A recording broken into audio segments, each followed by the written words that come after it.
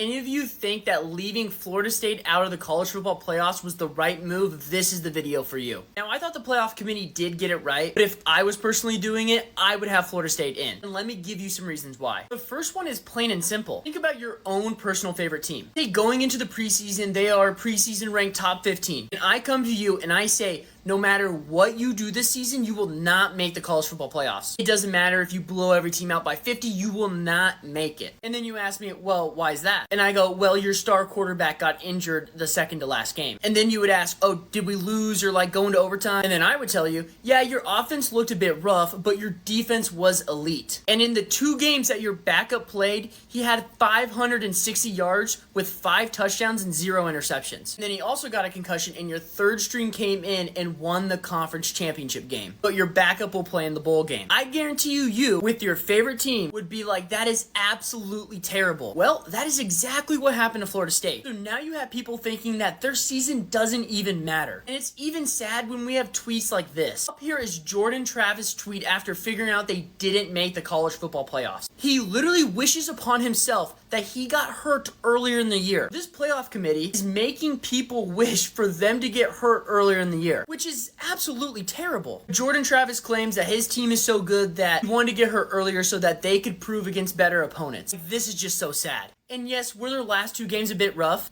Yeah. How about this tweet that Jordan Travis reposted? So obviously we got the loss to Texas, and then these 3 games all are rough games that showed that they had some rough spots too. People always say, well, it was the beginning of the year, Alabama. Well, technically, that was their 3rd game, that was their 7th game, and that was their last game. You got a beginning, middle, and end of the season results that all show this Alabama team is so up and down, so why should they deserve it over a Florida State team? Now, I know this is probably the result of the best performing playoffs as in numbers and matchups, but just picture yourself as one of those kids who busted their butt, say, on defense all year long, and you don't get to go because some other person doesn't think you're good enough. That's kind of crap to me.